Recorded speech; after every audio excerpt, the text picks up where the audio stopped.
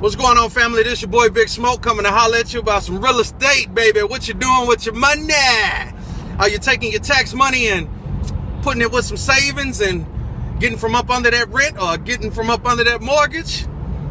All right, well, look, I've been getting some emails about how I feel about buying used items, and that I used to shop at resale stores and stuff like that, buying light fixtures and doors and furnaces and water tanks.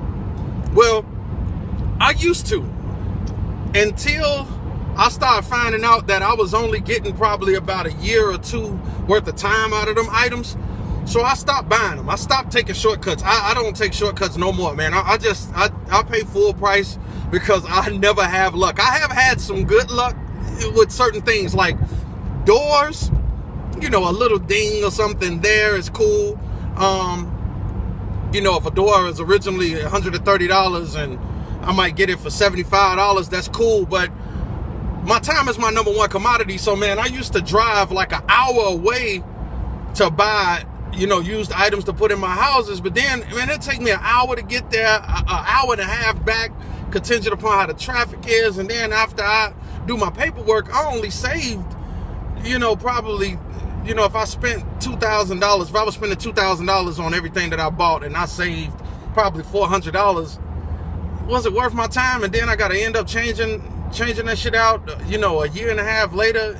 It's just not worth my time no more. It's like how light bulbs have a certain amount of minutes or hours on it before they go out. Well, that's the same way with light fixtures, you know, like ceiling fans. You know, you go some of these places, you know, you buy a nice ceiling fan, you know, it's used, but then one of the blades be a little bent and shit. And then when you hook it up, you don't know that until you get it hooked up, and then the ceiling fan wobbling and shit. You're like, God damn, you know, I done went all across town to save $40, but then now the whole damn thing don't work, you know. So I want a receipt, a warranty.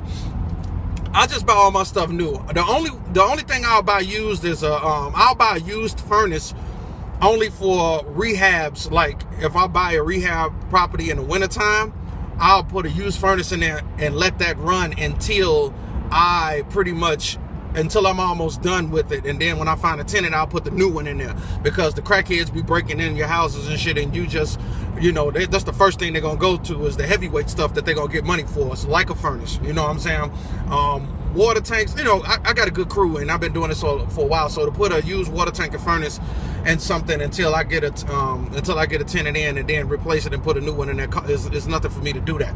But for you, get an alarm on your place, and you know that kind of slows them down. But like I say, you know, if you've been following me, the only thing you can get for a thief is insurance, right? So but no, I don't buy used stuff no more. I used to buy those ceiling fans, those light fixtures for, like, you get 4 in a pack for like $30, you know, and they used to cost like $10 a piece, you know. But now what I come to find out is that I only do ceiling fans in bedrooms now, and it's good for Section 8. And just tenants that can't afford, you know, air conditioners or central air units, you know what I'm saying? And no, I'm not putting a central air unit in the house. Like I said, if you've been following me, I'll go half with you on it. But I put ceiling fans in all the rooms. So, but I used to buy furnaces, and you know, they normally would cost $800 to $1,000, and I would get one for $200, and hell, it'll run probably a half a winter, and then you gotta replace all those sensors. No, just give me a brand new furnace, and I'm done with it. I used to buy used water tanks that have a dent in it, but then it have rust down at the bottom of the plate. I don't do that no more either. Just give me a new one for about $300 or 40, 50, 60-gallon, contingent upon the amount of bathrooms, the amount of kitchens, or whatever you're buying. You know, just give it to me new, man. I don't know. I don't do it no more.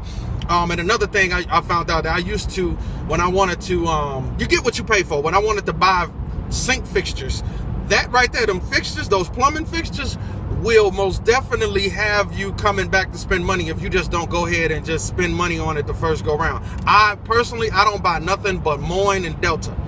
Okay, reason being is that it's this little sheet that comes with it when you buy it, where you can fill it out, and it has a number, item number for every faucet you buy, and they're recorded. And if something goes wrong with it, they either replace it or send a part to you for free, right? But when you buy something, you know, that's not a name brand, when you get what you pay for. So if you see a fixture for $60 and you see Morning Delta for 120, trust me, it's 120 for a reason, okay? Because now when you so-called saving that money, yeah, you paid $60 for it and you got it installed, but now you gotta, when it start leaking and messing up, you gotta pay a plumber to come out, you know, another $65, and then he might have to go through the drywall. You mess around and be out of another $150 just because you didn't want to pay 120 the first go round. It's an old saying, like the OGs taught me, man, measure twice, cut once, right? Basically, if you don't know what that means, do the shit right the first time is what it means, okay? So buying used stuff for your boy Smoke, no, I don't do that no more, man. Just give it to me new. But what I will do is that when I do buy a property, I sit down and I write down everything I want. That's why I take a walkthrough, right? I do a walkthrough and I write everything out. So where I get my discount from is that when I'm doing a rehab, I know I'm gonna be out at least $3 to $4 grand in material, right? Because the material is always cheaper than the labor, right? So what I do is that once I write everything down, I will do what you would call, I will go to like a Home Depot or Lowe's, and I will let them put everything that I'm buying in a bidding room, right? So it's you put it in there, then you'll see, you go to 2 different places, you take your, let them outbid each other, basically. So if everything comes out to $3 grand, you might get off probably $350. Menards might take that off, and then you take that paper to Home Depot. Hell, they might see you serious, if you sign up to their contractors,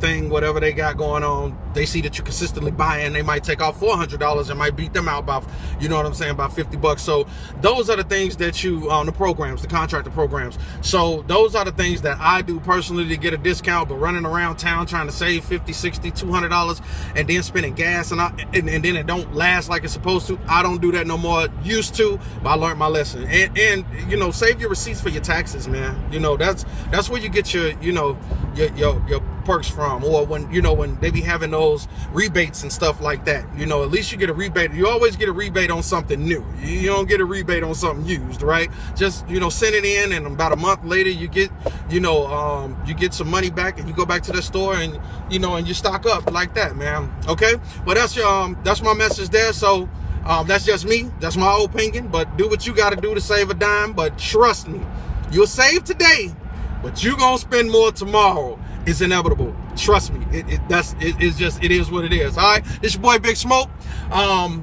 Much health and wealth to you guys. Talk to you soon. Peace.